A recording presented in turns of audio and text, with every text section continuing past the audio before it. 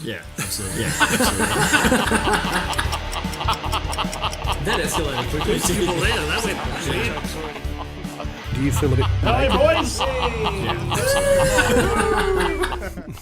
Play the music!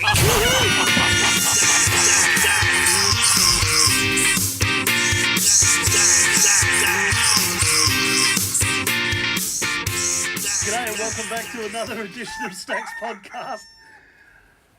It's been a very, very tiring and a very testing afternoon, and it's not because I've got this legend sitting next to me who's one of the most perseverant people I've ever met. It's just been one of them days, folks. One of those fucking days. And you know what? We are so glad to be here. We've cheersed each other. We've got the video recording, but we've just now linked it up to the audio recording. We are finally fucking underway with the papa, which in Swahili means fucking Stacks Podcast. So great to have you here, Mr. Jake Statons, everybody. Welcome to the podcast, mate. Sorry about that. I'm just going to quickly tell a story. I was 45 minutes in once. Yeah. When I used that last time, and we realised that it wasn't going. Yeah. So we're only 5 minutes in then, and then realised it wasn't going. We're having a great conversation. We're getting there. And we will get back to that. So, mate, tell us a bit about yourself. You play in a band, and I was going to say like anonymous, Agamous, Amityville Horror Betty, but it's not. It's what's the word? Sometimes it's an Amityville horror. Is it? In the studio. It can be Freaky. It can be scary. Yeah. It's Agamous. Agamous Betty. Yeah, and explain Agamous. What does that? Agamous is anything that reproduces without gametes. So it's like stick figures. Not asexual. No, it's not. It's stick figures are asexual. They reproduce with themselves. Hang on. Stick figures. Stick figures. Like stick bugs. like the fucking sticker things on the back of people's cars. Do they reproduce? Are they asexual? I don't know. I've never Stickers. seen them root.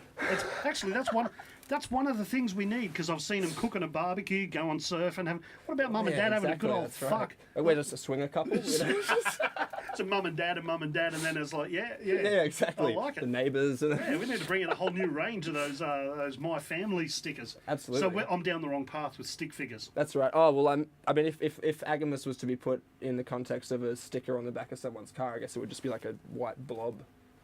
It would just be like a blob. Yeah. You know, like. I need you to get a little bit more on the mic, or bring it a Little bit. Yeah, that's. Bring it over here. Yeah. We don't need more. Yeah. We don't need more issues. Don't need more issues. But Anything that, stick figures, stick bugs, they have sex with themselves to make babies. Certain flowers. Don't snails do that? I think maybe. I think snails are. Possibly. But I thought they were asexual, meaning that. Now, asexual means it just doesn't have sex, doesn't it? Yeah, like if it doesn't. Yeah, it doesn't need a partner. Does it mean have sex with yourself? Yeah, it doesn't need it. Yeah, exactly. Oh, maybe so that's. If you're asexual, you technically could be a wanker. Possibly. That's a lot of food for thought. Yeah, but I'm Agamous. You're Agamous. Okay. Not asexual. So Agamous, and then you got anogamous. Anogamous, exactly. So that's kind of a derivative of that word. Yeah, exactly. Yeah, cool. Never thought of it like that. Yeah. And of course, you're saying Betty before, like Betty Boot. Betty Boot. I have this lovely. She the earliest? Would you say? Yeah. Would you say she was one of the? Because she's been around a long time. Very since the dawn of animation. Really? I think there was like Mickey Mouse, and then there was like. And was she gender specific? What So did she's she? female. Yeah, she was absolutely But female. Did she sort of go both ways? Is she a girl's girl? And Yeah, a I guy's girl? think she was a bit of a. I think she liked the ladies too, maybe. And she was. And she liked cats. Her partner was a cat, right? Good question. Wasn't her partner? Oh no, her boyfriend was like the big guy. It was the typical like 50s masculine. Yeah. And then Betty, I was massive in the fucking 50s. It's a bit of a John Titor. You come back from the future to take Stacks back to the 50s. Take back, and just try to explain what we're actually talking about. Yeah, revolutionize the American household.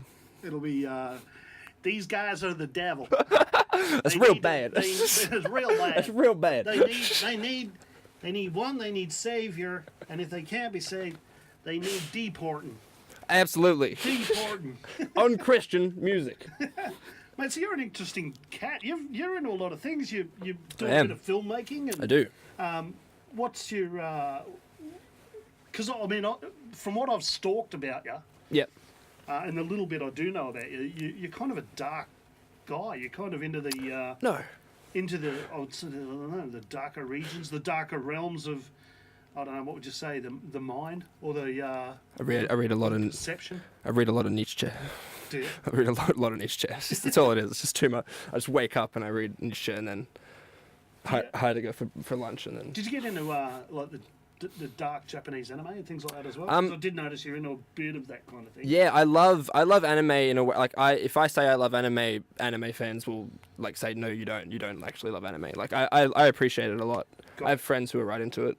Yeah, it's a whole subculture, isn't it? Yeah, I'm not. I don't feel like I'm deep enough in it to claim that I'm like an anime dude. But Yeah. you know what I mean. But like I love art and I love the artwork. I love the anime artwork a lot, especially the older stuff, like the real traditional old Yeah, style of right. drawing. It's fucking incredible. Yeah. Yeah. I've my wife's Japanese, and I've seen it from outside, but I've never. And I've been to Ishibashi and a few other places, and Yeah. in Japan where there's like whole towns are dedicated to it, and Yeah. people walk around in, dress up, not so much like the Harajuku girls, but more in an anime type of look. They they love it. But, Yeah, it's huge. Hey. Yeah, right. So, anything on the go film wise? Are you making a film? Are you writing? Are you Yeah. screen plotting? Are you plotting your big hit? What's I'm always writing constantly. Yeah, like never stop. now that's a bit close. That's still too close. Yeah, it's just clipping. We'll get my voice eventually. We will get it right. I keep wavering. I try to get like a radio voice going. Hello, the smooth sounds with Stacks. Welcome to Smooth Radio. I just started studying in Melbourne, and I met a couple of people who are really cool. And we made like they got us to do this like recreation from a V for Vendetta scene, which was like one of our first kind of uni assignments, and we made that together. And two of the artists that I met at that school, great artists, are currently working on a project. I'm not involved in it, but it's just really good. All I know about it is that at some point a woman is going to be birthed through a giant vagina that they're building from. I don't know if if it's like latex or if it's more of a paper mache or whatever, but You'd want to hope it's latex. I would hope, like, just for that realism. Yeah. Yeah. But they're really. It's called Take of Me What You Please, and I'll give you my email at the end, and you can get in contact with me for whatever. Yeah. But if you get in contact with me for that, I'll give you more details about that. But really good experimental film to get involved in. I think they're very exciting young filmmakers. And I've made like a couple of little short. I made this recently. The best thing that happened was I made a short film about heroin, and I sent it to my lecturer, and he emailed me back with like concern, thinking that I was actually on smack. Like he was like, "I'm worried about you as a student." It's like this is so real. I know. Yeah. I was like, Did "Thank do the you." whole Francis Ford Coppola thing and immerse yourself. I was deep. You know, I was deep, get Jai. deep there, far out. That's. But I was like, "Thank you, man." That's You know? interesting. Yeah. So it was. Yeah. Convinced him, That's the world today, isn't it? Like you can't have that. It's like you can't have that creative license, and there are people out there that just know. Absolutely. And the thing is, we've got so much access to reality these days. Like the documentaries and everything around, and you see, and then we see it as well. There's no reason to not think that people just can't obviously guess what's going on, and nail it with a reproduction of a scenario or a scene or something. Yeah, absolutely. Was it a he or she? Doing the The teacher. a male. It was a male. Yeah. Was he relieved that you? Yes, I think so. Yeah. Yeah, that you weren't heading down the path of like Lane Staley. Yeah. Yeah, exactly. He's we had like quite a good relationship. I'll keep in contact with him for a long time. Yeah. But when I was like 17 years old, I used to shoot up heroin. Yep. When I had like a fucking bit of a ordeal with drugs in my youth. I've been clean for like 8 years, so that's very good. We'll get into that. Yeah, But- I'd like, because Yeah. it's something you don't really hear much of these days. And now that you've said that, it explains to me a little bit about what you've seen. Yeah. If you know what I mean. I do know what you mean. Yeah. And I mean, I'm a massive fan of Alice in Chains, especially in the Lane Staley era, and his fight with heroin is what made him just so amazing. Was you're seeing something so raw and just so terrifying, but you've got access to it, and it's what, for me, the early albums of Dirt and Facelift, it's all about it. Yeah. And that, in a weird way, that was my appeal to it. Yeah, absolutely. Yeah. I mean, that's part of the reason that I think I ended up doing that was because of like fandom for Kurt Cobain. You know, being like I was 17, so like started playing guitar when I was 14 and writing like the first song I ever wrote was this shitty drug song that was a literal rip off of Serve the Servants. You know, and then like if I wasn't obsessed with like darkness and drug culture as a kid, because like you get this pressure on you from the school, basically your high school, to say you need to go to university, and then you find out 5 years later you never had to go to university. Like you never had to finish high school to get into university. You know, most of my mates that are doing well didn't go to university. Exactly, that's right. I never graduated high school, and I've been to 2 different universities. You know, so it's like so yeah, when you're swamped as a teenager, and you look at what's an escape, and you get into Nirvana and Sonic Youth, and you start smoking weed, and then you find that escape. And I was very depressed, and I've battled with depression my entire life, and I looked for that escape, but it was definitely like part of it was like a sensationalism and a romanticism of that, which is a really, really strong thing in our culture that's really toxic, I think. You know. Yeah, I mean, when you obviously were battling those demons, and you're in that grip of the addiction, I suppose, because it is, I still think, probably the most addictive substance out there. For, I mean, technically, Valium is more addictive. Yeah, which is interesting. I've heard that, but it's a. I'm just trying to think. What's the word? Very interesting. Big Pharma. What's the base? What type of they're opiates? Oh yeah, opiates. Yeah. So you find that a lot of opiates are. I mean, I've tried morphine a few times, man, and on the like a secret stash. Yeah. And it's just fucking blows your mind. Oh, it's really good, isn't it? It is. It is, but it's real bad, but it's real good. One of those things where I guess you just know that I shouldn't be doing this again, and like, fuck, you find yourself doing it again, and but when you're in that stage, and that I guess I've never tried heroin. I've never actually injected anything. I've done a few things, and obviously orally, and that but I had a real fascination with LSD for a while. Yeah, but I can tell that about you. Yeah, but I never sort of went down that path. But what for me, it was the same thing. It was just I just wanted to see what I'm going to see on this and what I'm going to feel. But then I found the paranoia of people and what they thought was comforted by that. Yeah. And then that was, for me, that's where the cycle is, Absolutely. And it's like, oh, fuck, people think I'm a junkie. Well, the only way to get over it is get high. Yeah, exactly. And it was like, fuck, this is crazy. And it's until you step outside yourself and go, what am I doing? And then you know that, like, yeah, let's just not do this. So, yeah, exactly. Yeah. Were you creative during that period? All the time, yeah. I don't think I've stopped. Like when I was about 14, my older brother put a guitar in my hands, and I didn't stop playing it like at all. Like my parents literally had to like pull it out of my hands and be like, "Go to bed," like for like a good like the first 6 months, and then obviously it became a little bit more realistic after. I'm not kidding about that. Like it was like full on. Like I was obsessed. 17, you said, like 14 when I started music. Yep. But then and like I was doing, I was like doing speed when I was 15, like smoking crack, like all kinds of shit, dude. Like kicked out of home, like real full on, like proper, like waking up in the morning, like scratching at my skin because I didn't have drugs, as a fucking teenager. And but the whole time, like the only other thing I was doing except for drugs was music. Yep. Pretty much. They seem to be hand in hand. They do. They have a very good relationship. Yeah, like, they really music do. is a real elixir for the soul as well. Yeah. So, like, it'd be really amazing if we could get some kind of form of, like, microdosed psilocybin or, like, some kind of stimulant, like a very safe version of, like, coca leaves or something. It's happening in the States. It is. They're really big on, like, microdosing and stuff like that. While it's not officially legal, it's being practiced, but they're looking into that psycho sort of somatic type of healing for a lot of things, especially for PSD. PTSD, yeah, absolutely. Yeah, like it's PTSD. It's really helpful. However, there has been the occasional backlash, and if you've seen that movie Sniper, that's an example. That's the Bradley Cooper one? That's the Bradley Cooper one, yeah, where he's actually killed by someone with PTSD who thought different things because of the, and it's dangerous whether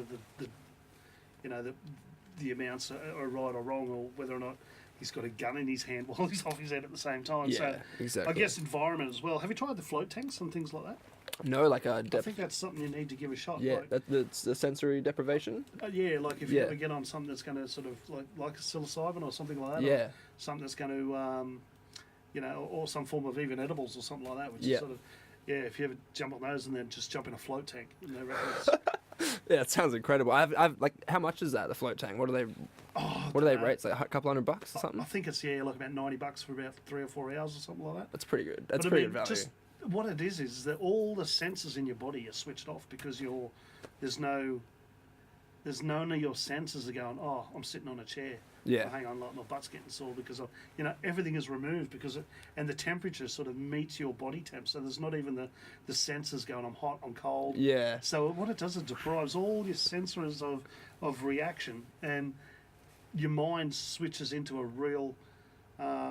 It allows it to wander and to get creative and just to venture into realms that you probably never get the chance to because you're so preoccupied by sensory feelings and other senses. Yes. So absolutely, we are very preoccupied by our senses, aren't we? We are, mate. We're just like your body's always on the go, even when you're asleep. Yeah. If, like, for example, I've got my 2-year-old daughter in bed with me, I know that the whole time I'm asleep, I'm still conscious of if I roll on her, I'm going to cause a problem. So if I roll over and I touch her, I'll wake up and make sure that, and then I go, so I don't really get that deep sleep, Yeah, exactly. Yeah. So it's, I'm dying to try it. Get into that tank, they sound amazing. We used to head up to a place called Seal Rocks when I was young, and take a bit of the old Lucy in the Sky diamonds, and the trees would talk to us, and we'd often get naked, which was weird. You gotta get naked in the trees. A bunch of boys that would never admit to it today. Yeah, exactly. Always naked in the trees. I don't know what the thing was with clothes. I think it's because it...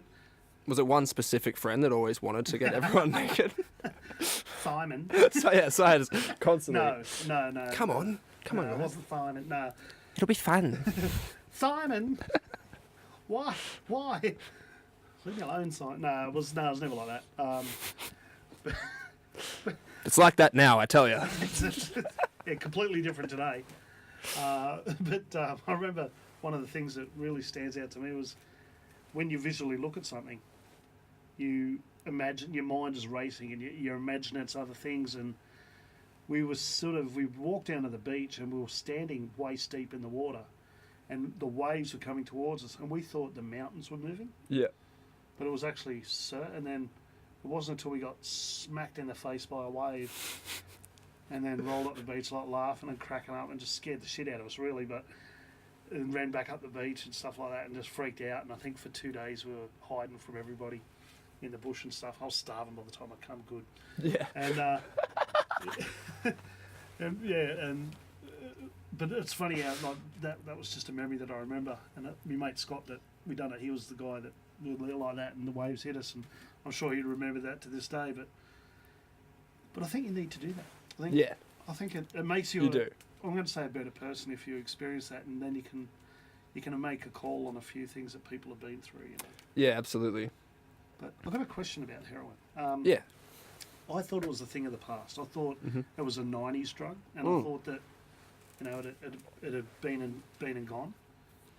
Is it still quite prevalent in and around this? Was it in Melbourne? No, or in Perth? No, yeah, I was in Perth in Mandurah when I was doing that. Yep. Yeah.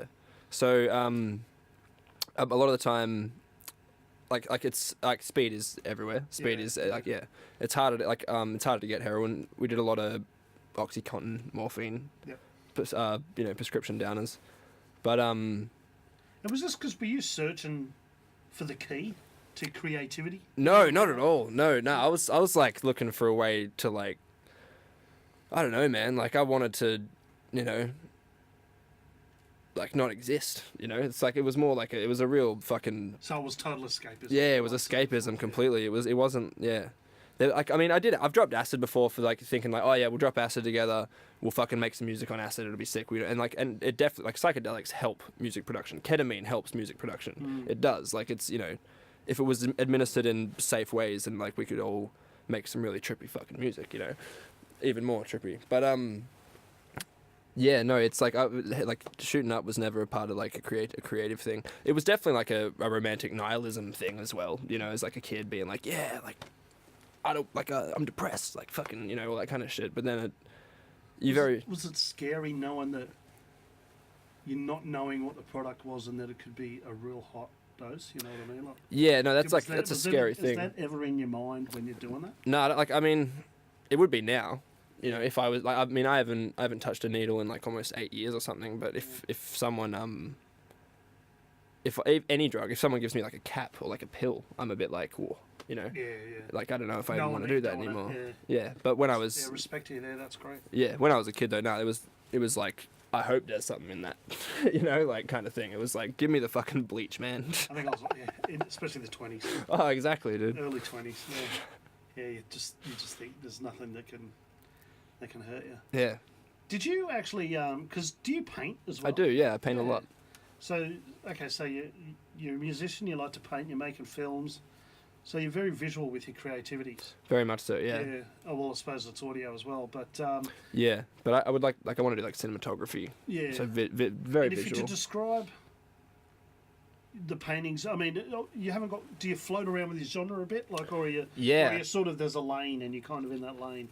I mean, in this terms of like a lane, I'm definitely in the lane of it being like not a technically brilliant artist. You know what I mean? Like I can't paint like a big huge portrait that's like perfectly detailed. Yeah. Everything's very expressive. I can't recreate anything. Yeah. You know, it's all abstract. My partner is a very, very talented painter. She's like fucking incredible. She used to go by the name of Gin Priest or Gin Beast in Perth. Yep. But yeah, she's like she can, you know, it's like detail and like it's technically brilliant. Whereas my stuff is just like stupid cartoon characters and like abstracts. But I do a lot of like a lot of like multifaceted stuff. Like, so I'll get like a canvas and, you know, put some like letters from my ex-girlfriend in it and, you know, like nail some shit to it and, you know. I'll show you something before you leave. I've got a painting inside that I've Beautiful. started a while back that I usually had a sort of medium I'd tinkered with, and then this one I went where if I just found something in a craft shop I liked, I'd glue it or something or stick it in and made it 3D. And systematically my daughter's been pulling all that off the painting for the last 12 months. Yeah. But that's the beautiful thing, man. It's like, you know, just creating her own touch on it. That's you know, right, you know. And those empty holes I'm going to then we've filled with something else. And yeah, I love it. I think it's great. Man, that is probably my biggest issue with artists in Perth is that like people create things and then they get really like pretentious and picky about it, and like, you know, it's like there's like almost no like room for like heart or like you know, like I don't know, just general kind of like people are very concerned with their products being a product of them, you know what I mean, and not of the web kind of thing. And it's very precious. It's very precious. Actually, don't say anything negative about that, you know. Yeah, actually there was an artist recently, and I'm only pulling this out of the memory bank, but they done a beautiful painting, and then what they had a box at the bottom that it sat on, kind of making it look like an easel, but in actual fact it was a shredder. So as soon as it went down to auction, like a big shredder, and as soon as it went to auction and it was bought for 380,000 or whatever it was, they've hit the button and it shredded the painting, which I thought was great. That's fucking amazing. It was brilliant. And so then they were left with this shredded painting. Like, yeah. So the question was, I think he said to the auctioneer, sell it. Obviously, they don't have to pay for it, but sell it, see what it gets. Yeah. Shred it. I thought it was brilliant. It's really clever. Yeah. It's really clever. Like it's pretty bold. It's a medium, I suppose, outside of the initial painting itself, that I've never heard of before. Yeah.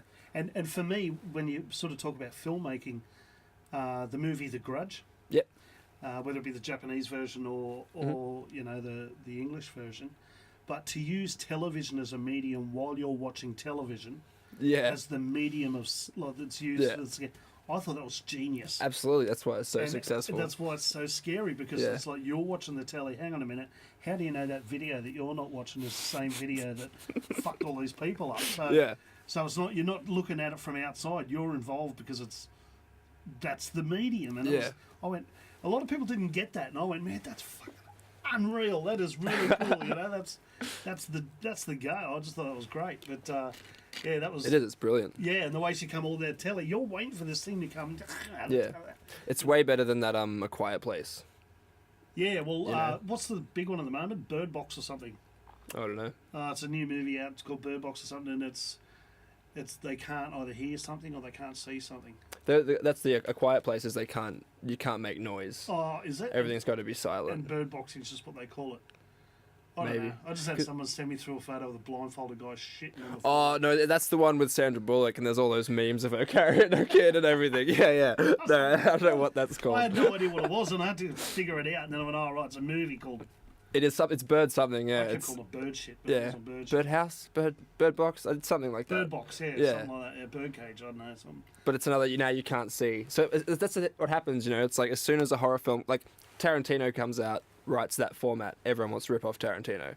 So like someone makes that film, like Get Out kind of started it because it was like let's make a new direction of horror film, right? Yeah. And then I think Get Out was brilliant. And that kind of led on then to the sort of like the Blair Witch type. Look at it happen as it's happened, sort of on a very realistic scale, like Yeah, totally. almost like documented, but not Hollywoodized. You know what I mean? So For sure, it made it feel more real. Yeah, absolutely. What's that? Paranormal Activity is the one I was thinking of. Yeah, and that was huge. Yeah. Like massive, because it's like every time something hits that market where it's like a new fear, you've got a brilliant film like Saw, $1 million fucking film, like franchise. A couple of Australian guys too, wasn't it, that kicked that off? I think so. Yeah, it From was. South Australia or something like that. I Yeah. don't know, but there was a couple of So that you can't hear anything in A Quiet Place, and now you can't see anything with Sandra Bullock carrying her kids across the fucking ocean. So hear no evil, see no evil. What's the last one? I know. Yeah, like what's the? He can't talk. that'll be the third one. That's like exactly, and then but I love body horror. Are you a David Cronenberg fan? No, No. no, I don't even know who he is. I just thought you hated him. You're like, No. nah. David Cronenberg was like, nah, I'm not. Like, but, He made The Fly. Yeah. with what's his face? With Goldblum. Jeff Goldblum, Yeah. Yeah. There was actually, I remember the original one. Do you like some of those old 50s horrors? Oh, dude, yeah. You into it? Like what's his name? Boris Karloff. Boris Karloff, yes. John Carpenter, another one. Yep. And Wes Craven, the famous Wes one. Craven, Yeah. that's the other one. Karloff's like amazing though. Well, he was the first one that really sort of done like the like we've got the Marvel series now slaying it. Yeah. He was slaying it with the horror things, with the Dracula and the Yeah. Frankenstein, and he went down that sort of path of pulled all those classics, a lot of the Brothers Grimm stuff, and brought it all out, and turned it into a Hollywood film. Oh, that's really cool. A film. A film. I love a film. Do you I have to like hide this from the camera. Yeah, no, a bit of Japanese whiskey. I might have another little bit too. We've got a long time to drink it, I suppose. But what about sort of stuff outside of film? Yeah. That's kind of bizarre or scary or anything like that. We used to have we used to go down the conspiracy theory path a little bit here on Stacks. Haven't drifted down there for a while, but Not going to I become try a to full always try and steer it that way, because it's always interesting to hear what people have got to say. But is there anything ever happened to you, or anything you've seen or done that's just people don't believe you? Tell them, they go, "You're a fucking crackpot." That's a great question. Huh. It's interesting because in like my friend groups and stuff, it's always like, "Oh, Jake, you're crazy," stop doing all that crazy shit. And so I usually have a story for everything, but like I don't know if I've never been like Another one. I've never been abducted by aliens or anything You like haven't? that. No, maybe I am an alien. I don't know. I got punched in the face by Amanda Palmer once. Amanda Palmer. Yeah, I don't know who that is either. she's from like the Dresden Dolls. Oh, really? Yeah. I went to her concert and She was like, she did a cover of I'm never washing my face in there. Old claret running down it. yeah, no shit, eh? I went to her concert and she did a cover of Teen Spirit by Nirvana, and I was kind of like, I mean, that's shit enough as it is, you know. Yeah. I was like, why are you doing that? But I was like, fuck it, and I ran up to her and started singing with her, and I'm like singing into the microphone with her, like, hello, hello, you know. And then I'm like drunk, and I'm like, fuck it, I'm like, Amanda Palmer, if you're watching, you know, I like tried to kiss her, like, and she just punched me in the face with the microphone, pushed me down on my knees, and started like rubbing my face into her stomach in front of this, like, you know, in the middle of this crowd, and I was like, okay. That's a bizarre reaction. Like, It was- punch in the face is standard, Yeah. but as soon as you get to the bit where she's rubbing you, It got like masochistic almost, you know. It was like she wanted to get like weird. yeah. Yeah. Which I love. Which you were all for. So, But what, yeah. was it then? What did security then intervene, or No, nothing at all. She just did she give you a phone number or say backstage later? No, I wish Neil Gaiman would kill me. She would have stuck things into you. Yeah, exactly. Not acupuncture either. It's called sounding for anyone out there who. No, nothing happened. They were all fine about it. But I hate that I just told a story about music. You know, I'm like, oh, what's a weird story? But it's like a music. It's a music story. Well, then again, it is. I want aliens. You know. Okay, if you had a choice, Yeah. we'll get back to that in a sec. But if you had a choice, which way to go? Would you be a filmmaker, a musician, or an artist? Well, it's very interesting because like I've done music for so long. Music I've always gotten a really good response from. People have always been like, "You're really talented. You should keep doing this." Visual art, like painting, is something that I've never gotten a response from. So it kind of it became more personal to me. Did you feel like you wanted to get better at that and get that recognition that you do with music through it? I don't know. It's Are very you seeking interesting. that, you know, like Yeah. it's like I'm going to stick with this until I've got that. That's right. It's like, is it that? Is it like, okay, so the music thing was like, yeah, is it like, am I even aware of the fact that I want that recognition? You know what I mean? Like, yeah, I'm like, subconsciously. yeah, exactly. So it's like, you know, maybe if someone was like, oh, I love your visual art, I'd be like, oh, fuck this now, you know? I want to become a fucking plumber so I can, like, you know, plumb and then get good at that and then fucking... It's like, your shit pipe is better than anyone's I've ever seen. And it's like, thank you. Yeah. I use standard 10mm fucking poly pipe. Same glue as everyone else, but Same glue. you're right, there's something about it.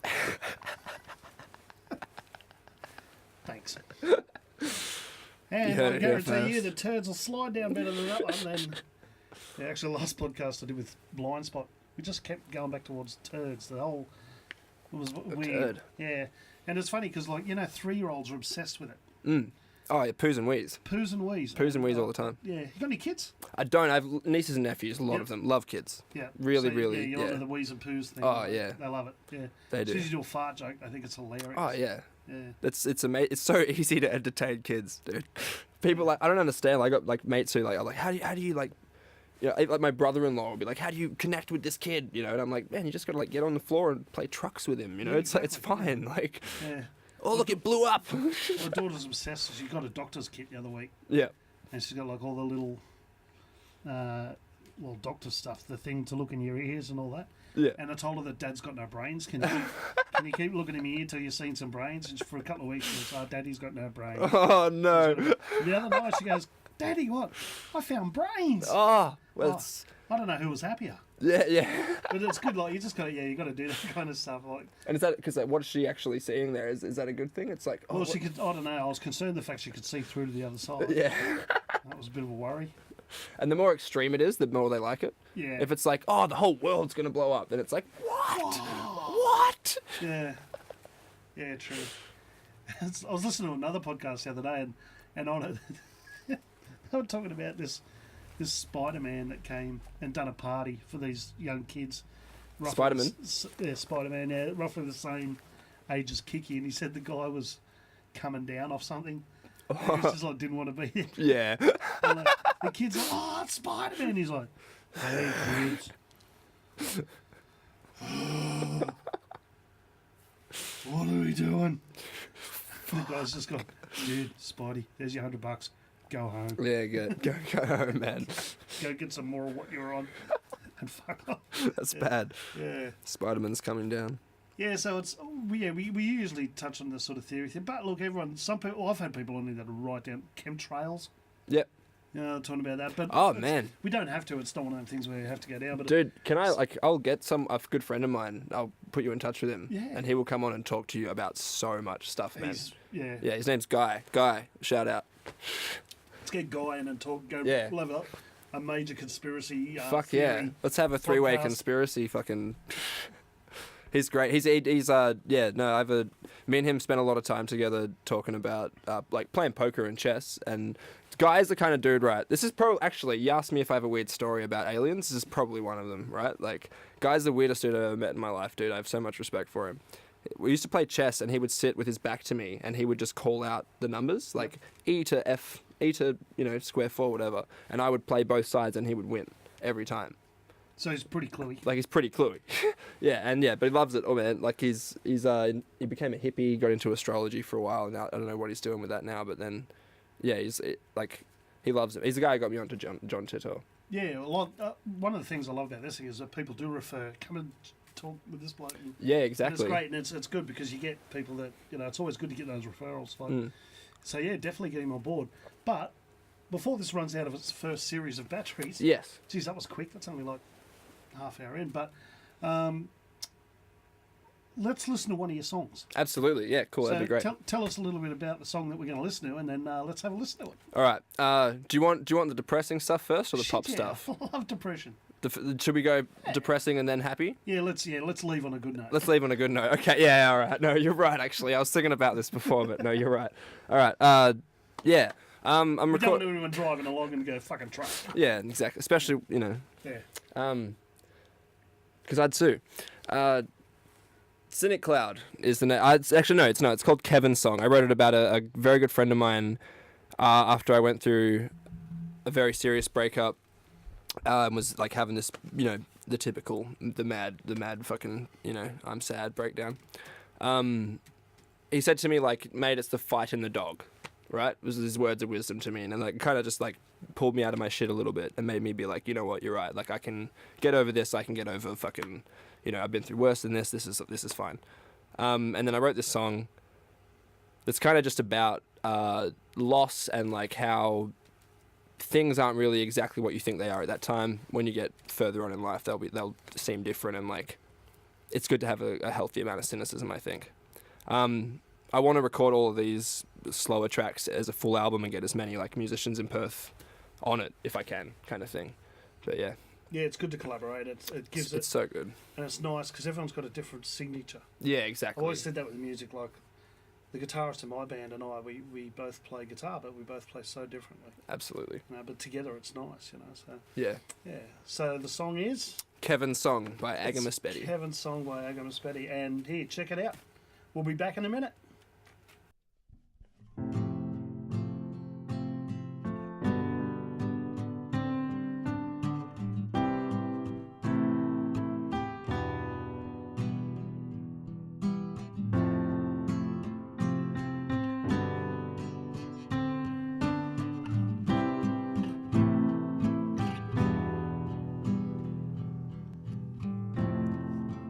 Hey, look at all you've gathered, the pleasure of all of your friends.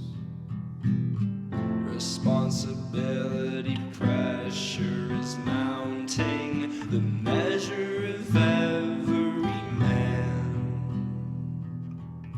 Why do I get so low?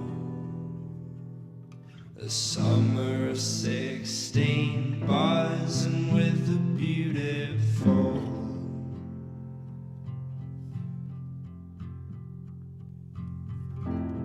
Well, isn't this what you wanted?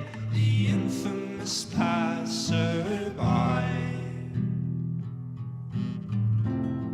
The answer to all of your problems when beauty was cast in the eye. Why do I get so up? She gave you all her attention, man, you only let her down. It's a wonderful, wonderful life. Man, how could I complain? It's the acumen that you like. Help you understand your brave. Oh, we'll forget it, just a couple cynics now.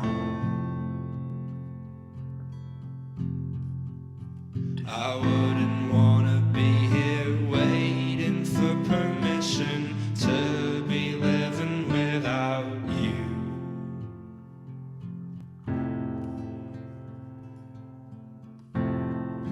Hey, look at all you've squandered, the money you've poured down the drain, the memory lapse that you've worked for, a feeling you can't explain. Like, why do I feel so alone when I wake up in the early hours and you're not at home?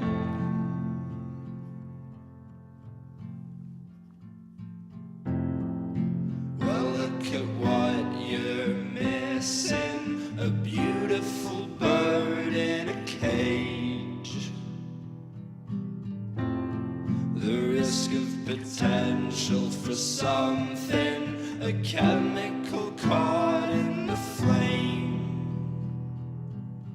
Baby, I feel so alive.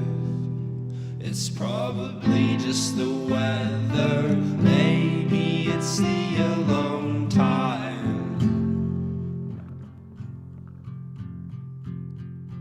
I shall forget it, just another cynic now.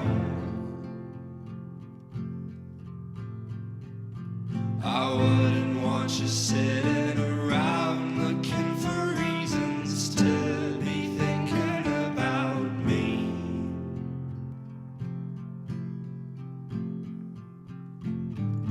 I'll forget it, jump back on the cynic cloud.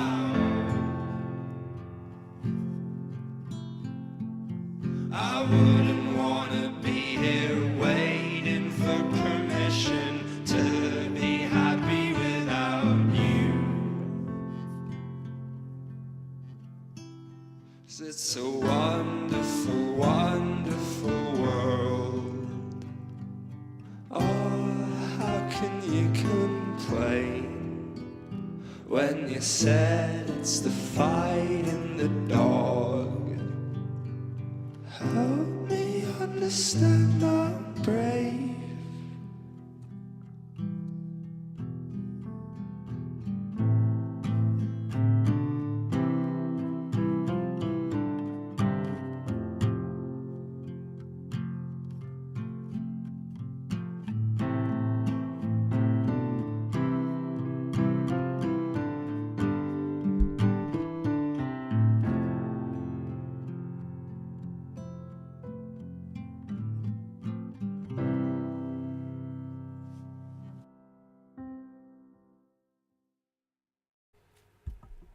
Well, we are back, and that was Kevin's song, mate. So, Kevin, he's a real dude. He is. He's a good friend of mine, Kevin Small.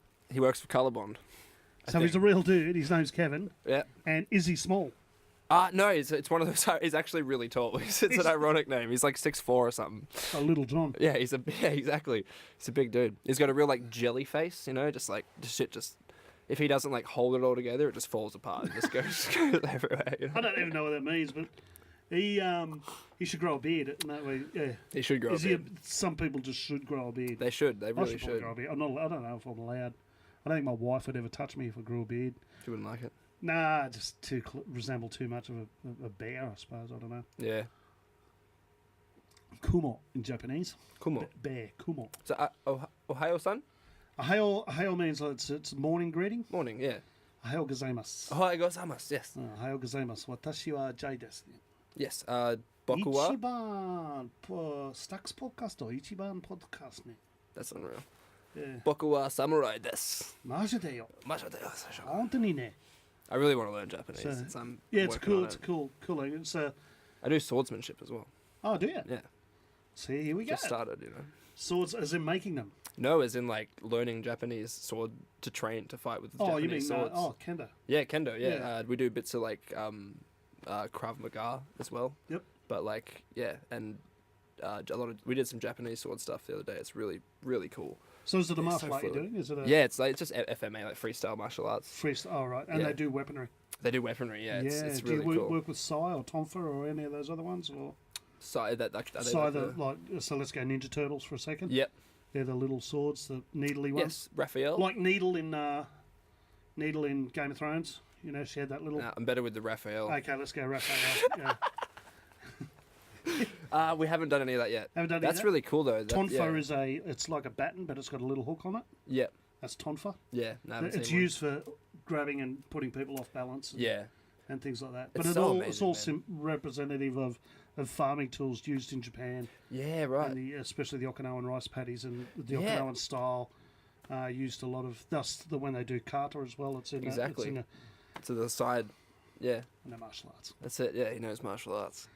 Yeah. Just while we're actually on the topic of martial arts, for the folks at home, if you haven't seen it, go to Kabashi Band on YouTube and look up the dojo episodes, and you'll see some. It's Master Jai, this guy, and of course the Squatch, and we combine martial arts with music, and it's a instructional videos on how to protect yourself whilst at gigs.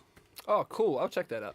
Yeah, That sounds good. yeah, I'll show you later. It's Yeah. pretty impressive. Yeah, sweet. Yeah, so everything you need to know to protect yourself. Of course, we've got everything from the butt method, using your guitar to butt things in the butt mind, things. using intimidation as In the well, brain. and of course the last episode, which is just purely a montage.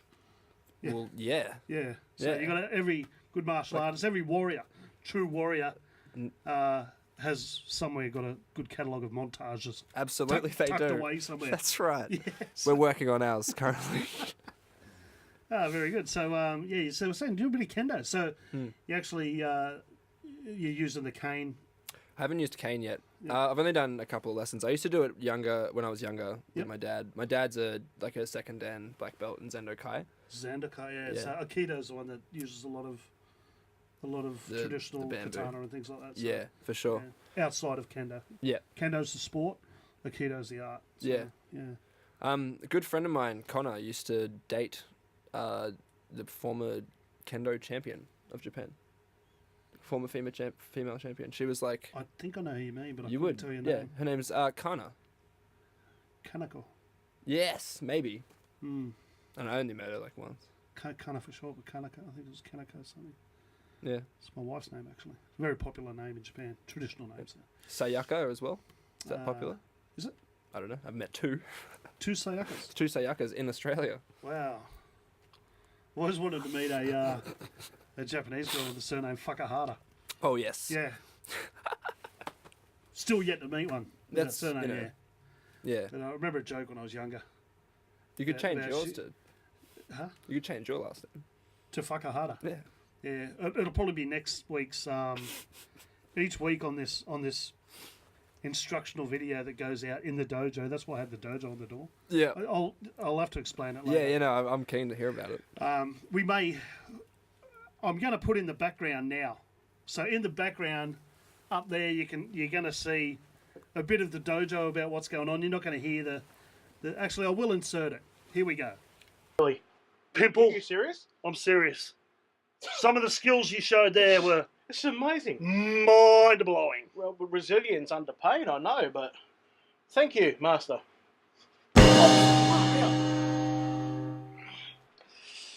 These padded? I think they need to be. So, congratulations. And with more training, you too can become a great no-can-do warrior. Thank you so much. What a great episode. of the dojo. Of course, I'm Master Jai. I'm the Squatch.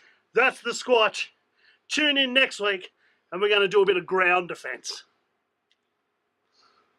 So that was a little bit of the dojo, which you'll obviously find out a bit later. But I'm keen as I'm glad. it's very, very helpful for the musician that wants to protect you, because all sorts of things can happen. It's really good. Really. This week we touched on if an evil Dark Lord who rules the galaxy happens to be walking down the street. Shredding. What do you do?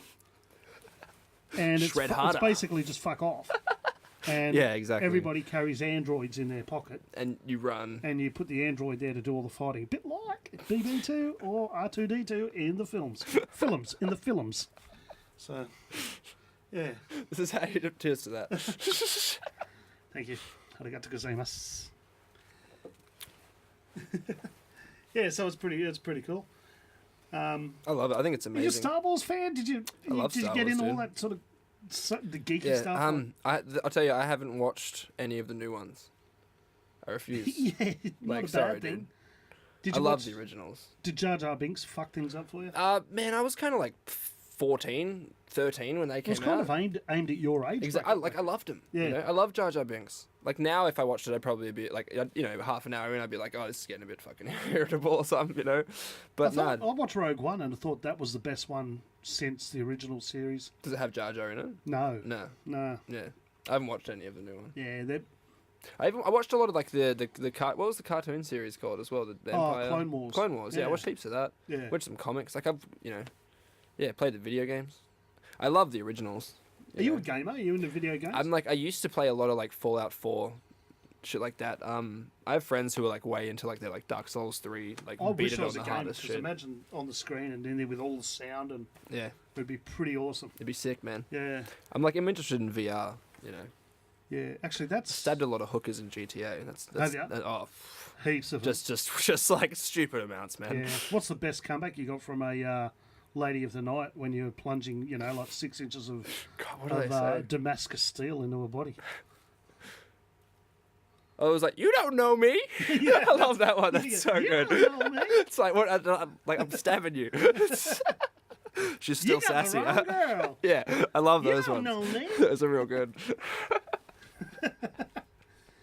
It's just like it doesn't. Yeah. So, I mean, I'm completely out of the loop when it comes to sort of, especially the online games that are out now, like Fortnite Yeah, it's and big. things like that. Oh, That's my 11-year-old nephew knows more about it than I do, man. Really? He loves it. yeah, and I remember when I was young, the game, it was massive when you could play 2 players against each other. That was huge. Like, I think James Bond 007 Goldeneye. was the first one out, and you could 64? run around killing each other. We thought that was the future.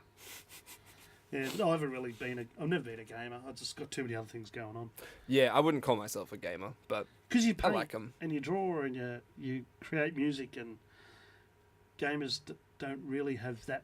It's kind of a split mind, like you're Yeah. either that way inclined, or very rare you'll get someone who's super creative and then is into the games. But yeah, that's right. I guess but I'm maybe amazed by them. yeah. The exception is probably like animation students or people that go into animation, maybe. Yeah, I agree. Yeah, but other than They that, wanna you're very build the right. games, yeah. Yeah, Yeah, well, they're right into it. but yeah, you don't usually get someone who's obsessed with Fortnite and also like the birthday party, for Yep. example, or something like that. Like an obscure band that they like. Like is way into synth pop.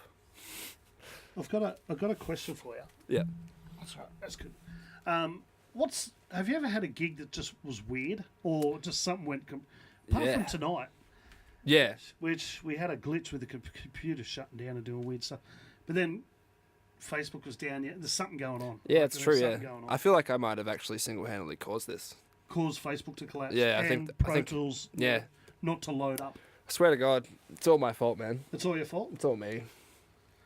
Have you ever seen the movie Powder? About that guy that just keeps getting struck by lightning? Yeah. What's the actor's name? I don't know, but he it's looks the like Irish the dude bloke. out of the Smashing Pumpkins. Yeah, he gets taken up into the lightning after at the end of the film. Yeah, I have seen it. Yeah, you kind of like that guy. Yeah, exactly. Every Look, time you walk around, all the electrical stuff just fucks up. what's his name? That's the Boondock Saints was the other film that he was in. Oh, yeah, yeah. Which is like they Never thought of killed a that. bunch of people. Boondock Saints. That was a good movie. Patrick O'Flannery or something. That's It's a very Irish. a very Irish name. There's every chance that he's not Scottish. That's true. Yeah. Yeah. Was it? Yeah. No, it could be the case. Yeah, you might have electrical discharge, which is better than a lot of other discharges. That's right. Yeah. We've been there before. So have you ever there? Because I mean, have you been attacked on stage? Like being Oh man, yeah. It can be controversial. No, dude, like I've experienced so much of that stuff, man. Like I've gone to like, not even on stage, dude. I've gone to parties in venues that are like, 200 people there, and I've written, like, this literally happened to me. I wrote my band name, Agamous Betty, on the bathroom wall, and a person at that party decided that they thought that I was a misogynist and a trans misogynist, and decided that I wasn't allowed to be there. So they made this huge big deal and like wanted me kicked out of the party. All of my friends ended up like standing around talking to this person for like 2 hours, but of course I wasn't allowed to talk to the person. Like, it was a nightmare, man. And like, that's not like, man, I've had Because I think you're in that first. Are you a millennial? I can't remember. 26. The term. No, you wouldn't be a bit just the one above. maybe me, just beyond. I don't know. But you're yeah. the first age group that's dealt with all this really super fucking aggressive PC shit. Yeah, the I want to be in a party. yeah, the fascism that isn't fascism. Yeah, yeah, exactly. It's crazy. It's really sad, man. We grew up having a crack at each other and just giving each other heaps, and it made us better people. Yeah, and like, the thing is, like, I've been called a fat prick so many fucking times by my mates that if someone else in the street calls me a fat prick, I'll laugh and go, really? exactly, You, man. sir, are Captain Obvious. Yeah, that's right, You know, exactly. and it's just no resilience. But if he goes for all this year, he goes, no, he's festively plump. No, he's big boned. It's festively plump. No, he's just, he's a little weighty. No. Yeah. He's extra large. No, and all this bullshit. Fuck. Just call me what I am, fat bastard. Then just laugh at it. Like it actually puts that shield of armor on you. Absolutely. And no one's got anything on. Like that, I can get called anything. Yeah. And it's like I could not give two fucks. Yeah, dude. And Man, I'm happy, I'm confident, and I still married a beautiful girl. You know what I Yeah, mean? Like it's exactly, because, dude. yeah, but if I let it get to me and I went and hid, and I let it all get to me and went and ran off and hid and all that kind of stuff, you're not out there for people to love you. yeah, You know that's what I right. mean? So yeah, I think we've gone tits up on society a lot there.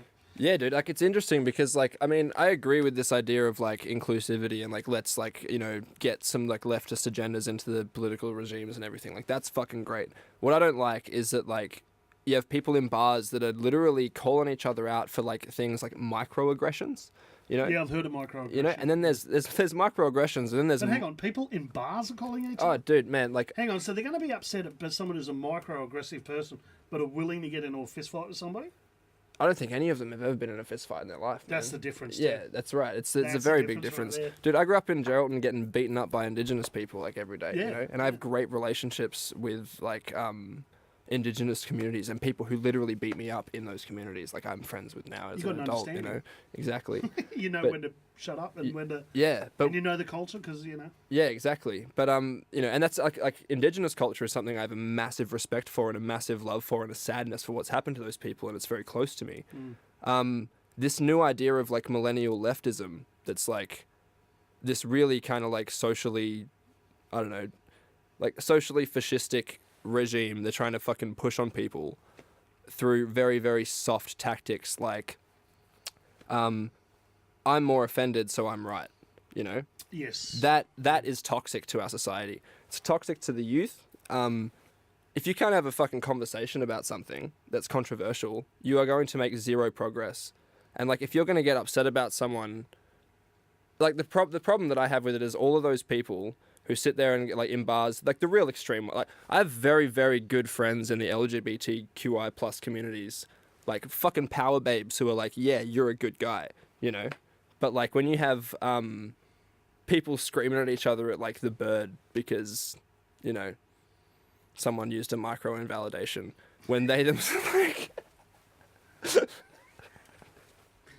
that's when I'm just like, okay, I would last 2 seconds out these Yeah, days. like, I you would can't. just like, fuck off, you idiot. you can't allow it, man. It's just got to be like, you just have to give them like silent protest essentially and just be like, Nah, that's where that word "you're a dickhead" really, really helps out. Like, oh yeah, dude, you're a dickhead. See, I know, can't we call each other assholes anymore? You Yeah. can't just say to someone like, sorry man, but you're an asshole. Yeah. It's like, well, assholes are my kink, so you're kink shaming me now. Sorry, sir, but you are really misunderstood. Yeah, exactly. This guy cuts you off in traffic. Yeah. You, sir, have a very warped perception of the correct road rules. Yeah. That's right. Bye. Or like, I mean, like how, I don't know how, I don't want to say anything too like Oh, fuck, go for it. too horrible, but like, I mean, you have people. I'm going to tell you a joke that is just terrible. Yeah, beautiful. You have people in Melbourne who like organize fundraisers and art events to get a person in the community who is like under the age of like 25, to get that person like bottom surgery, right? To literally change their genitalia, which causes like, can cause massive body dysmorphia. Idea like literally drives people to kill themselves in the future if it doesn't go right, or if they decide that they change their mind or something. But like, you have this massive hyper culture that's saying this person needs this very extreme surgery because it's a social rights issue. But that individual's life could change so drastically in the next 50 years, whereas everyone in that circle who cared about that issue didn't have anything drastic happen to them and didn't actually have anything traumatic happen to them. So they'll go on and continue their lives, whereas that person who got the surgery might eventually go on to kill themselves. And that's where I start to have an issue with it. And that's where I start to say, no, I'm not going to actually just sit down and be like, no, it's fine. You have your opinion, you have yours, because your opinion is actually toxic and it's actually fucking with people and it's causing people to like do things that might be very serious. Yeah. I mean, it's I suppose it'd be very contentious. I mean, but there are the genuine cases as well. Absolutely, there are. There are the genuine cases, but there are also other people who, and it boils down to personality, is if you are somebody who is searching for approval. Yeah. And I think that has a lot to do with it as well. If you're that person who has that personality sort of, and I'm going to say a fault, because I think people that are forever seeking approval have got a mental health issue. Yeah, I agree. And it's more and more common today. And the way society is actually encompasses that, and it promotes it. It does. In a complete, in such a sly way. It is very sly. And it ties right in with consumerism. Mm-hmm. And they're using it because they know that it's going to affect these people. You look at me and you think, right, I can see that I'm not going to sell him a polo T-shirt with a fucking dude riding a horse playing a game of polo. Yeah. Why? He's just not going to give two fucks. But then you ask me, okay, so what's your self-conscious image? I haven't really got one. Yeah. You are somebody who wears those type of shirts. Why do they wear it? Because it's the fashion. Yeah. Why do you feel you need to wear the fashion? Because I want to look good. Yes. I want to be looked on by other people. Status. See that I'm up to the fashion. I love the people that buck the trend. Yeah. There's a comedian called Doug Stanhope. I haven't heard of him. And he's politically incorrect with everything that comes out of his mouth, which I think is brilliant. Yep. And then two, he bucks the trend completely. And he's not doing it to be an antagonist and to draw attention to himself by being that guy. He has just got he goes, why go out and spend $500 on a suit when I'm a struggling comedian when I can go get a $2 one? This is a suit. It's as good as any others out there. Just happens to be brown and paisley. Yeah. Exactly. And I'm like, I love that guy. Yeah. So, yeah, I honestly think it's and I cop a bit of flack when I say it too. I've got friends that are very, but then I never associated much with guys like that because, one, they just weren't into what I do, which is, as I said, my life's a zero fucks policy the whole life. Yeah, absolutely, and man. It's so liberating. Yeah, it is. Genuinely. Yeah. Yeah. But there's more shit to worry about. The only thing I worry about, and I wish a lot of people would think about this too, is time. Time is the most precious commodity on the planet. I've lost people close to me, and all I ever wanted to spend with them is not wardrobe. It's not do things with them, but just have time with them. Yeah, absolutely. And getting back to what we were talking about earlier about how good is this? We're sitting down, we're having a conversation. That's right. We're taking time out to share that conversation, which people just haven't got time for anymore. Yeah, exactly. And they're missing the point. They really are in life, and life is over like that. And if you don't pay attention to time, remember when you were young? And Christmas took forever. Jesus. Yeah, that's right. It did. It took so long. I've never thought about that. Yeah, Christmas is like, God, it's never going to get here. And now they're just like, Christmas. Yeah, it's Christmas, exactly. Christmas. It's like, oh, fuck. Yeah, and if you stopped and we paid attention to time again, all of a sudden Christmases would start taking longer to come. Yeah. We're after this entertainment. We're after this. We've got to keep our mind occupied. We've got to keep up with the Joneses. We've got to look like this. Mm. And these people with this microaggression and all this bullshit, for fuck's sake, forget about it. Yeah. You know, if someone wants to change their gender, but I did say that too. If someone wants to change their gender, and that happens to, if they're forced into it by society. Yeah, I mean, that's where it gets really difficult, because it's like, at what point do we say that, like, decisions aren't made by individuals? You know, like, do you say, like, okay, the guy who was raised by a skinhead family is beating up people of color, but he's not, he's like, you know, he's not morally reprehensible because he was raised that way. You know, it's like, like, at what point do you say, like, you know, but and that's the thing is, but I think it's very real. Like, I think that, like, but it's humanistic too, and where we've got lost is when we let go of the survival of the fittest. Yeah. That's when we stopped evolving as human beings. I know it sounds crazy, but it's really deep. And Interesting. when we stop the survival of the fittest thing, we stop becoming better as a human species, and we're watering down our species. We're becoming disease prone, emotionally prone. Yeah, dependent. It's because we're looking after ourselves. And who's to say, and how's this for a conspiracy theory, that the way of controlling population and controlling, everyone talks about they're going to eradicate us somehow. You know, the powers that be are going to eradicate us and get rid of all the plebs. You know, and there's movies about it, and there's books about it, Citizen Kane, and all this other stuff.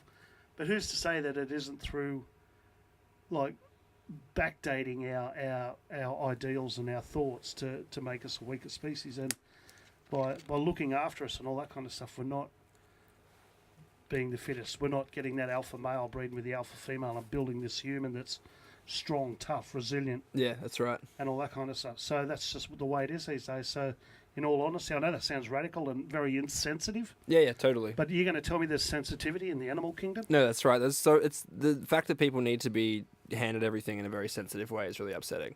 It's like, you know, if your and then we too sensitive because we think that. That's right. Because I'm right on your plane of thought. Exactly. Like, if your parents tell you, like, no, you can't fucking shit on the floor, it's like, sorry, I didn't hand that to you in a little fucking, you know, I didn't pat you on the back while I told you that. It's like, no, you got taught how to not be a fucking animal. You know, it's like, that might be a bit harsh. Just shit in an envelope and mail it back on. Yeah, exactly. Yeah. But no, it's there is. Have you had issues with it? Because I remember seeing a post recently where you posted something. I can't remember what it was, but it was down that path, wasn't it? And you got a bit of backlash. Was it a recent post about something transgendery or and they said you're a misogynist?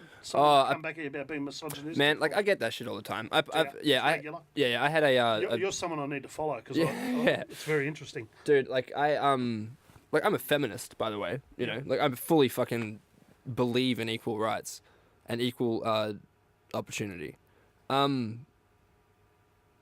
My entire, like, I think the moment that I started playing music in Perth, when I first started playing music in Perth, I used to get dressed up in drag and go to all the, like, Ochre pubs.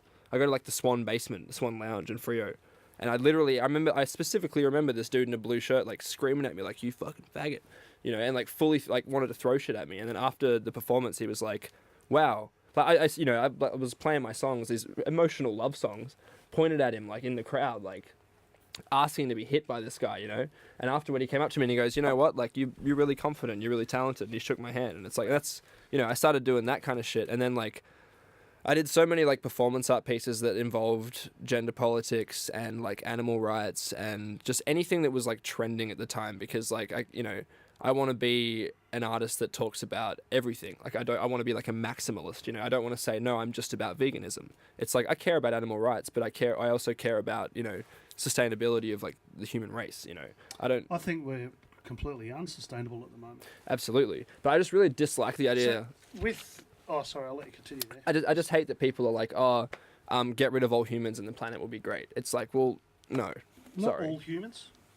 But I think also at some time we have to be responsible for what we're doing to the planet as well. Yeah, no, definitely. Like, and I believe that I'm all for curing illnesses, but at the same time as well, we're fucking with nature. Yeah. If that makes sense as well. Yeah, definitely. Every time we buy an appliance like a microwave or a fridge,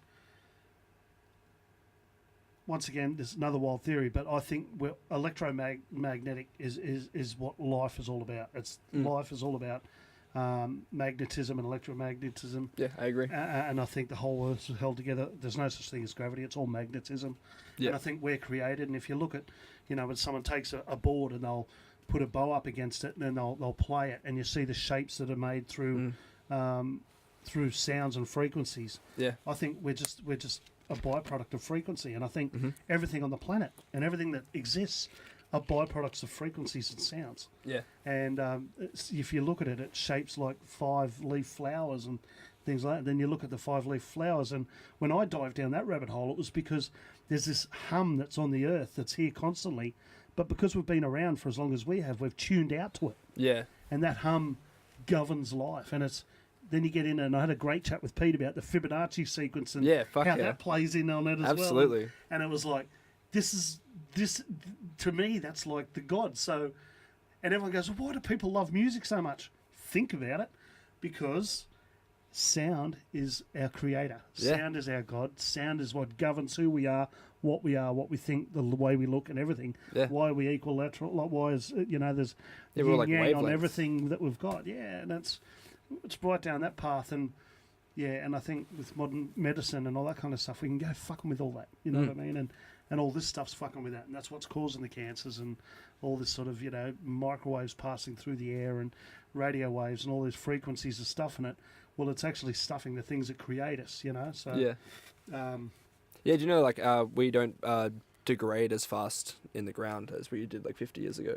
Our bodies are literally more preservative because of the preservatives we put in our bodies. They absolutely. Yeah, they take longer to break down. And the fats take a lot longer to break down, and the food we eat is, as you said, preservatives, and also starches and things like that, which we didn't have before. Yeah, and we like sell it to ourselves, man. Like we're like, people are selfish, dude. We're like existing in a very happy middle class, but what we don't see is that there's very rich people who don't give a fuck about anyone but themselves, and then there's people that are starving, and we're just like kind of blindly kept in the middle in a fucking little like pen, and it's like, okay, you'll get pissed off about the fact that you didn't get your dole check, and then you'll like get angry enough to get a job, and then you'll realize that you can get your own house, and then like you'll be pissed off about rent, so maybe you like attack your fucking co-worker or something, and it's just like, it's all this part of this machine to just make you like back at the fucking dole office or like back at work, just like a broken fucking shell, so you don't think, oh, when you walk past a homeless person in the street, you go, no, not my deal, because I'm an individual and I'm selfish. To a degree, I agree with that. The part I disagree with that is that you do have the ability, and there's the small percentage of people out there, and I'm in that bracket, that really love what they do. Yes. And it's for me, what I do for a job is, and I don't talk about it on here, but for me, it personally fuels me for growth. Yeah. And it fills me with, and I'm reciprocated with love and aspiration, and I see it every day, and I help people achieve goals, and I help people be the best they can be. And because you're plugged out, man. You've plugged out, you know? Like, I don't go to work and hate it and, oh God, I'm only here for the money. Yeah, exactly. I mean, I've been in those jobs. Yeah, that's right. But now that I've got this one, well, that's it. Either society breaks you and you say, no, I'm just going to be the fucking office clerk for the rest of my life and hate it, or you fucking find something that you really love and you work with it. Man, I bounce out of bed every day to get to work. Exactly. Love it. Yeah, that's the difference. And it just, next thing you know, another year's gone, I was like, wow, man, like, I don't feel tired from work. Yeah. And I come home and I do podcasts and I record music, and that's my right. wife hates me. So it's like, like if we She wants to see a little bit more of me.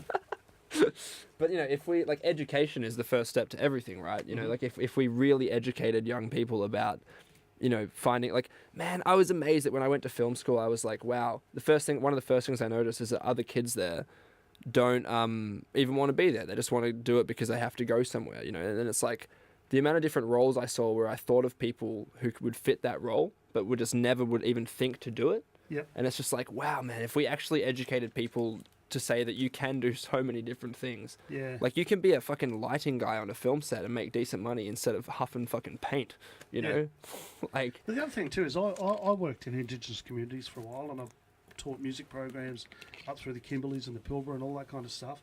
And I used to have the same answers for a lot of things, and I used to say, and I ran a thing called Youth, and I developed this program up north, and it was called youth opportunities unlimited. Yeah. Right? And the whole thing was, Yeah, it's clever. it was like, if they can, what happens these days is you say, what would you like to be, would you like to be and they go, oh, I want to be an astronaut. Yeah, no, I don't think you should be an astronaut. Maybe you should look at something else. Yeah. Okay.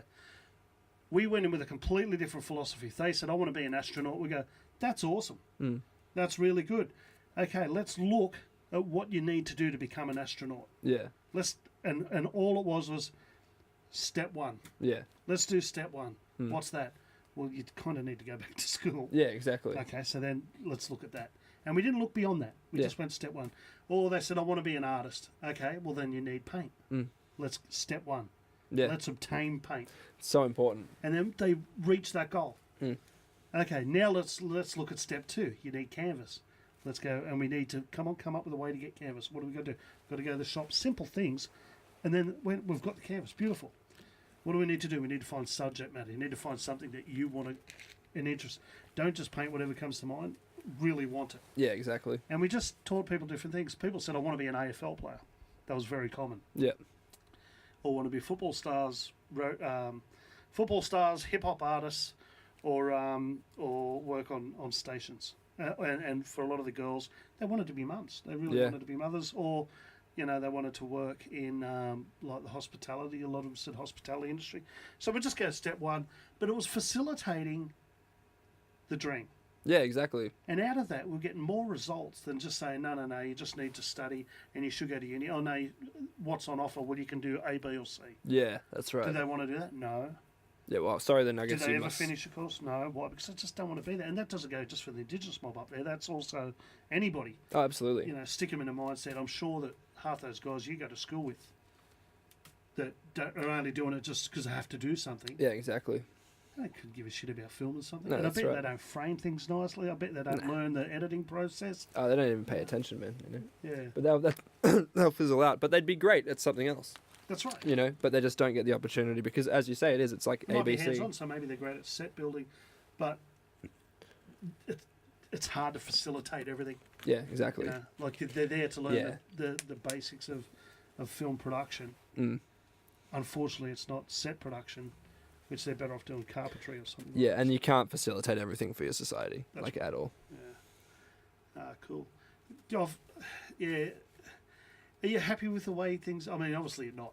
You're not happy with the way things are today, but do you see it getting better, or do you just don't think it's get better? I used to think that it was all just going to kind of, collapse and go into the ground. And I was like, I think there's a lot of people today that have the mentality that, like, the world's going to go to shit, so we might as well just party and then die, right? And I very much disagree with that. I agreed with that when I was 22, 23, and I was like, yeah, man, it's all fucked. But, like, I think that the world is getting a lot better. You have a lot more people are coming out who are becoming very influential speakers, and you're getting them from like the left wing and the right wing, and you're getting we're actually starting to see the point where like we're actually getting really centrist views about things, and 5 years ago, popular people talking about gender politics on YouTube, it was all just feminist is triggered, incel is triggered kind of stuff, whereas like now it's actually kind of getting more to the point where people are actually like it's actually a lot more inclusive and a lot more of a conversation.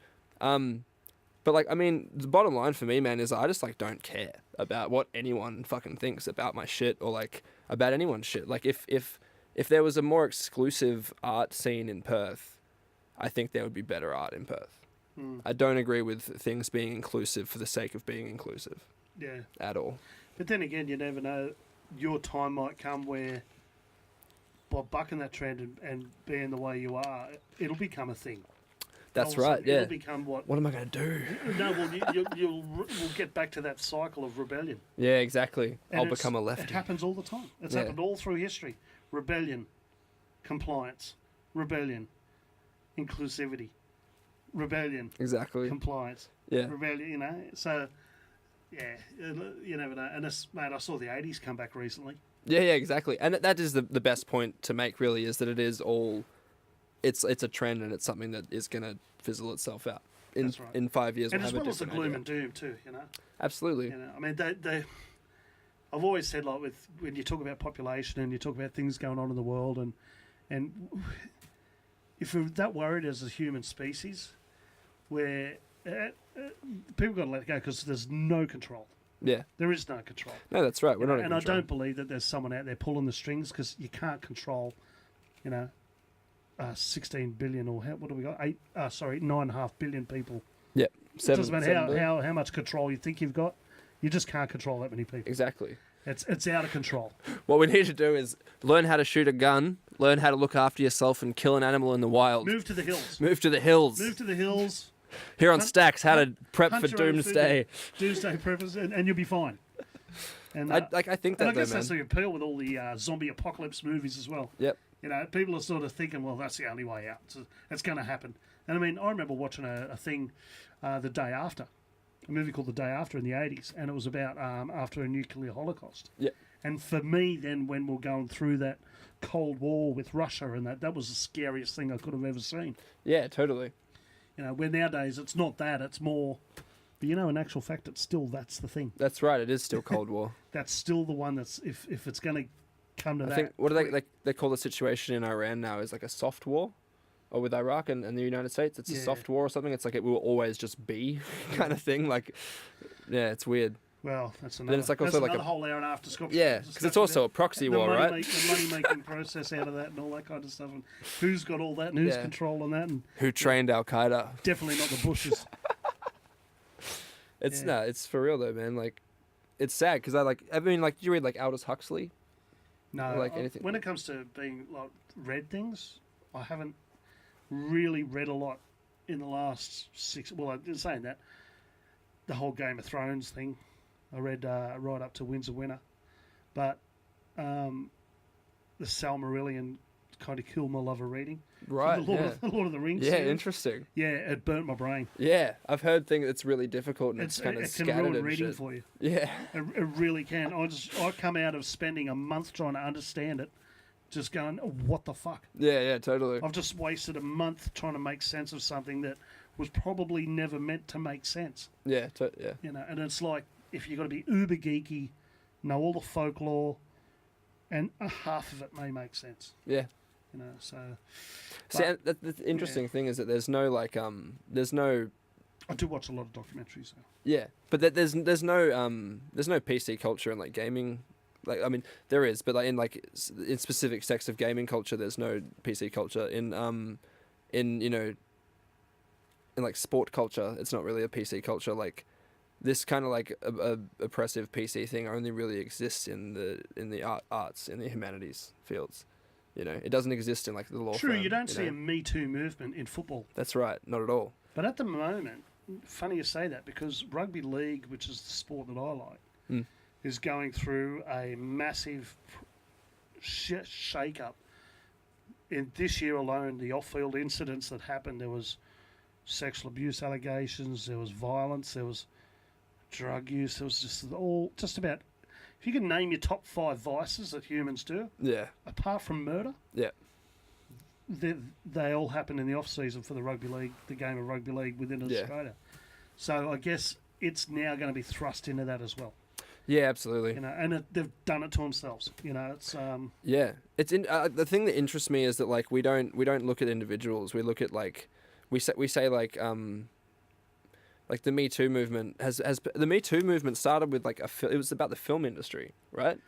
And now it's about it kicked off all with the Harvey Weinstein thing. Exactly, and now it's like if you go on if you like I've been on dates with girls literally, and like said the wrong thing to them at a public place, and they've been like, oh. Like, they're just joking, but they're like, oh, it's like a Me Too thing. And it's like, well, if you're going to let that joke slide into this side of the culture and you're going to damage, like, young masculine youth in that way that's really bad, then, like, what's wrong with me laughing at a rape joke that damages feminine youth in that way? It's like, That's the weird, That's the weird thing about comedy. And this is where PC is killing comedy as well. Yeah.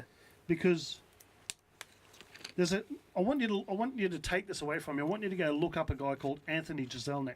I do know him. Yeah, You yeah. do know. Yeah, he's Right, great. So he's got hilarious. jokes about like dead babies, which is horrific. Yeah. But to find humour in that is and we call it black humour. Mm-hmm. But to find humour in that is it's like we've had that, and I always found laughing at the worst times. I mean, I've had personal tragedy recently, and I was laughing, not at the tragedy, but I would look for things that are funny still, and I would still laugh. Yeah. And it can be as black as. And I found that was actually a coping mechanism. So if we're Absolutely. stripping back all those coping mechanisms, we're fucking ourselves. Yeah, it's like you're taking away the right to a coping mechanism, which is what And you're you've got every fighting for. much as right to laugh at a very inappropriate joke That's right. as the person that's going to be offended by an appropriate Yeah, joke. exactly. It's a joke. Like it's And ridiculous. the person that's going to be offended to get up when they go to a comedy club and pay to go through the door to see someone do that Yeah. are kidding themselves because they're worried about being offended. And this is all boils down to the me type culture that we've got these days. Yeah. It's all about me. It's all about, I Absolutely. don't give a fuck about anyone else. Yeah. Whereas I'd sit there and go, oh, geez, I find that a bit offensive, but I'm not going to ruin the show for all these other people. Yeah, exactly. That's right. Whatever happened to that train of thought? Yeah, that's right. Let it go. Yeah, people are like, no, I'm offended. No, you know, and they're into the committee and they're fucked tonight. Yeah, exactly. It's all that. Yeah, it's tension. Except for Jim Jeffries, he's still marching on. He's killing it. He's Australian. He is the Yeah, Australian guy. Yeah. I haven't seen a lot of his stuff. Yeah, he's. I think you'd like him. I think he'd hit a few buttons with you. He'd go, excellent. Someone's still saying that shit. Yeah, exactly. And he's not blatantly rude, or it's very calculated and it's very poignant and it's very on Yeah, point. You know. that's what upsets me is that these people are making good opinions, like making good points, and they have good opinions, and they just get sideswiped as being like, you know, against the feminist movement or against women or something. It's like, Well, because he talks about like rape culture, or he might talk about Yeah. gun culture, and then put the word "fuck" in there. yeah, And you go, oh, he's dismissed. yeah, exactly. That's right. Yeah, interesting. Mate, well, it's sort of getting on. We're probably going to have to wrap up. We're well into this podcast, but I've got to say, this has been one of the most in-depth, easy podcasts to do, mate. It's just so easy to... We've got to do it again. Absolutely, man. I would love to do it We've again. got to do it again. Yeah. But before we go, let's listen to another one of your tunes. Awesome. All right. It is Stacks Podcast. We are musicians. That's right. We are musicians talking about Are we probably everything else, musicians? but... Are we musicians? Nah, we're hacks. Fucks. Oh. Sorry. This I'm- actually, this next song is I'm really not a hacky. musician. I just make noise in 4/4 time. Occasionally 6/4, and on the rare occasions 3/4. 3/4. This song is called Heartbeat. Talking about timing.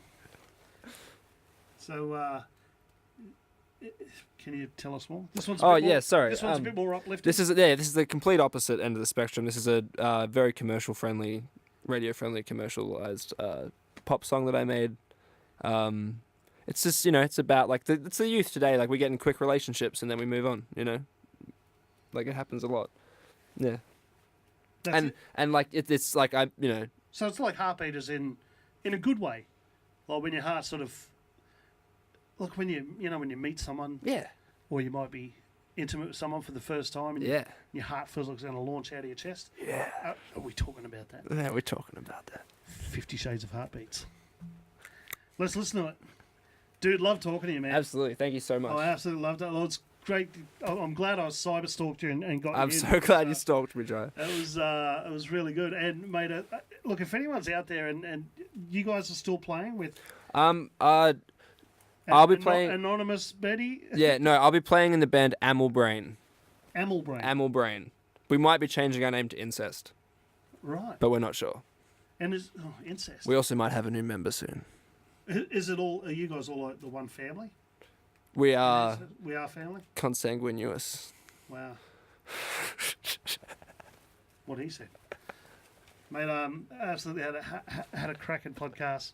We'll listen to Heartbeat. Mate, you coming back? Absolutely, anytime. Wicked. Now, just before we do go on that note, where can we find you guys playing? When are you Yes. playing next and where? Yeah, I gotta like plug some stuff. Plug some stuff. Cool. I mean, if you go to agamousbetty.bandcamp.com, of course, if you like me on Facebook, whatever. If you email me at jakesavens93@gmail.com, I will talk to you about anything. What about SoundCloud? Have you got that Agamous Betty Yeah. on that as well? Or There's- is it more your solo stuff? There's no...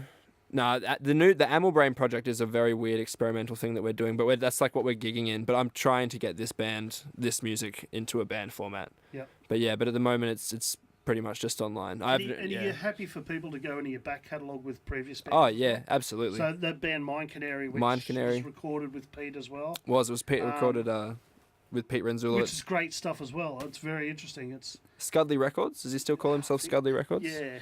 We had a Scudbone show for a while. Yeah. It was part of my Blue Bone and he's Scudley Records. So yeah, it must be Scudbone. Yeah. Scudley, yeah. He's a good producer. He's a very He's interesting very, man. very- I was he's saying very the other day, interesting it was like we're talking about polishing turds, Yeah. and somehow Pete come up in the conversation. But I was saying that, like, because people would talk about this and how, like, Pete would love to have this studio, and I said, well, he would, but it boils down to he's so good at what he does, it doesn't matter, Yeah. you know. That's right. And if you're into film, you've got to check out. There's a movie called The Decadent and Depraved that Jordan Prince Wright just done and winning awards all through over in America and all through I've Europe, heard of and it. he's just cleaning up. He's this young kid, 19 years old, just done a full feature Oh really? film, and it's amazing. And it's got the critics are all over it and loving it all throughout Australia, and it's He's screened all 19. through Australia and around the world. Yeah, What's his name? He's Australia's next big thing when it comes to producers. Yeah. Jordan Prince Wright. Yeah. And Hire me. yeah, he's an amazing guy. Well, he's actually with the next film. He's after people, and he's loves to take people on board that are just to do something. It's Yeah. just good to get in and amongst it. So That sounds good. I can put you on to him later. But done a bit of work with him too. Pete done the score for this film. Oh right, cool. Yeah, The Decadent and Depraved, and that's where that's it. I mean, whatever he does is great. But what he's done there is just phenomenal. Oh, I'll definitely check it It's out if Pete's done the score phenomenal. for Like, it. I Yeah. just go, Pete, this is insanely good. That's really cool, Yeah, man. and if you hear it, it'll be something for you to check out. Just do a bit Oh of yeah, research definitely. on The Decadent Depraved. The Decadent Depraved. You'd absolutely love it. Listen to the score, because you being a musician and also being a budding filmmaker, the score's something in a film that you would pay a lot of attention to. I Very believe. much so. You know, and it's so underrated. Yeah. Look at Star Wars. If Star Wars Absolutely. didn't have the Star Wars music and it had some Yeah, waffle, exactly. it wouldn't be the same film. It wouldn't have it wouldn't sell the menace. Yeah, that's All right. that Yeah. kind of stuff. So Neil Young, Dead Man. Great fucking score. yeah. Well, actually, funny you say that, because Decadent Depraved is down that kind of path. Awesome. So, great reference. All right, mate, we have to go. Okay. So we're listening to Heartbeat once again. And, Agamous Betty. Yeah. So, once again, thank you very much. I'd like to big shout out to the 6030. Tune into there. Live bands there all the time. Get down there. I don't know who's coming up soon. I believe there may be talk of Mike Videlli playing there shortly, which is great artist. And, of course, you've got original live acts there every Saturday night. Get down there. One of the best venues north of the river. Not only that, it is they're really supporting local live acts, and one of the few venues that are bending over backwards to stay afloat to be able to put these guys in it. If you're interested, contact Bluebone Entertainment Solutions and look at the dates that are available. Talk to Kanako, and she can slot your band in. If you do happen to listen to this, get in there. And of course, if you're in a band, come on the podcast. Save yourself. We're always looking for someone to come along and have a chat to us here at Stacks. Cheers, gentlemen. Thank you so much, man. We're out.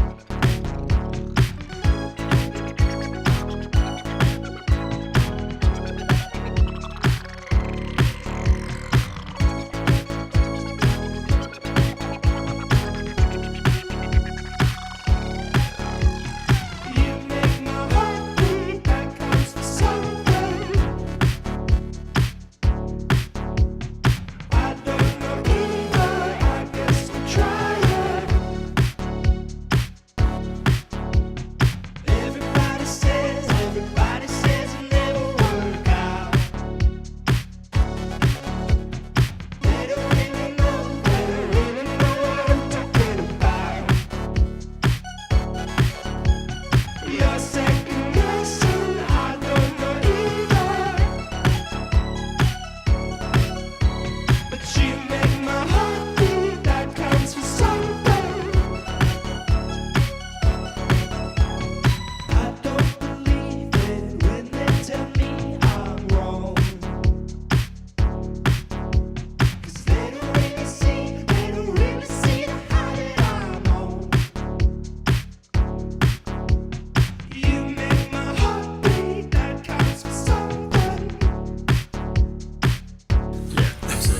That escalated quickly. Well, there, that went weird. Do you feel a bit? Hey, boys!